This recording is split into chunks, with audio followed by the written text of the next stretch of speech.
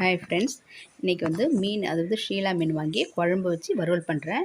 இப்போ வந்து வறுவலுக்காக இந்த எடுத்து மீன் தனியாக வச்சுட்டு இதில் வந்து உப்பு போட்டு பிசைஞ்சுப்போம். இதில் வந்து ஒரு 1/2 டேபிள் ஸ்பூன் அளவுக்கு உப்பு போட்டு பிசைஞ்சிட்டு இதோட வந்து நம்ம வந்து கொஞ்சம் மஞ்சத்தூள் சேர்த்துப்போம். இதெல்லாம் பிசைஞ்சு வச்சு ஒரு 1/2 மணி நேரம் கழித்து மீன் வறுக்கும்போது நல்ல டேஸ்ட்டாக இருக்கும். ஒரு 1/2 டீஸ்பூன் அளவுக்கு சோம்பு பவுட்ரு சேர்த்துக்கிறேன்.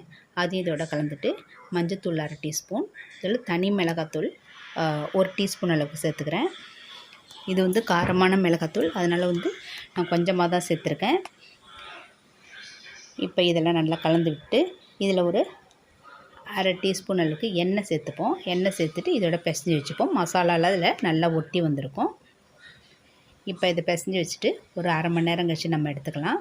இதில் வந்து இந்த மீனில் வந்து முள் அதிகமாக இருக்காது. இது வந்து கொஞ்சம் சின்ன மீனாக தான் கிடச்சிது. பெரிய மீனாக இருக்கும்போது நல்ல ரவுண்டாக துண்டு நல்லா போட்டு குழம்பும் வைக்கலாம், வறுவலும் பண்ணலாம். இப்போ இது வந்து பிசைஞ்சு எடுத்து வச்சுட்டு ஒரு 1/2 மணி நேரம் கழிச்சு எடுக்கிறேன். ஒரு தோசைக்கல்லில் வந்து எண்ணெய் விட்டு, அது தேங்காய் எண்ணெய் விட்டுருக்கேன். தேங்காய் எண்ணெய் விட்டு இதை போட்டு வறுக்கும்போது நல்ல ஒரு வாசனையாகவும் இருக்கும். மீன் வந்து நல்ல வாசனையாக இருக்கும். இந்த மாதிரி நீங்கள் தேங்காய் எண்ணெயில் செய்யும்போது நல்ல டேஸ்ட்டாகவும் இருக்கும். இப்போ ஒன்று ஒன்றா எடுத்து வச்சிரும். ஒரு 4 அல்லது 5 எடுத்து வச்சுங்க. ஒன்று ஒட்டாமல் எடுத்து வைங்க. வச்சு இது ஒரு பக்கம் வெந்த பிறகு திருப்பி விட்டுடலாம். ஒரு 2 நிமிஷம் கழித்து நீங்கள் வந்து திருப்பி விடுங்க. உடனே போட்டோம்னா அப்படியே ஒட்டிக்கும், எடுக்க வராது. இப்போ ஒன்று ஒன்றா அப்படியே திருப்பி விட்றோம். இந்த மாதிரி எல்லாத்தையும் நம்ம 2 பக்கமும் நல்லா வெந்த பிறகு பிளேட்டுக்கு நம்ம எடுத்துடலாம். எடுத்துகிட்டு மீதம் உள்ள மீன் இருக்குது, அதையும் நம்ம வந்து வறுத்துக்கலாம். இதில் வந்து அதிகப்படியான முள் இருக்காது. நீங்கள் இதிலே மசாலா சேர்த்து வறுக்கிறதா இருந்தாலும் வறுக்கலாம். வெங்காயம், தேங்காய், கொஞ்சம் சோம்பு எல்லாம் அரைச்சி வச்சு பிசைஞ்சு வச்சாலும் அதுவும் நல்ல டேஸ்ட்டாக இருக்கும். மீன் வந்து எப்போ வறுத்தாலும் கொஞ்சம் தேங்காய் எண்ணெய் விட்டு நம்ம வறுக்கும்போது நல்ல ஒரு வாசனையாக இருக்கும். இப்போ இது வந்து ஒரு பகுதி வெந்துடுச்சு. இது வெந்ததை வந்து எடுத்து நான் வந்து வேறு பிளேட்டுக்கு நான் வந்து மாற்றிடுறேன். நல்லா வந்து கோல்டன் ப்ரௌன் கலர் வரணும்.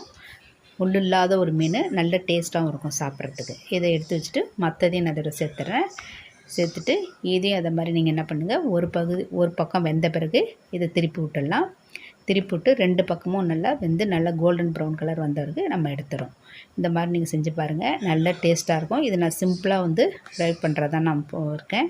மசாலா அரைச்சி போட்டோம்னா இன்னும் டேஸ்ட்டாக வரும். இந்த மாதிரி நீங்கள் செஞ்சு பாருங்கள். நல்லா சாப்பிட்றதுக்கு லஞ்ச் பாக்ஸில் எங்கேயாச்சும் வெளில போனால் கூட நீங்கள் வந்து வச்சு எடுத்துக்கிட்டு போகலாம். தயிர் சாதத்துக்கு, ரச சாதத்துக்குலாம் நல்லா சூப்பராக இருக்கும். இந்த மாதிரி செஞ்சு பார்த்துட்டு இது பிடிச்சிருந்தா சப்ஸ்கிரைப் பண்ணுங்கள், லைக் பண்ணுங்கள். Thank you friends.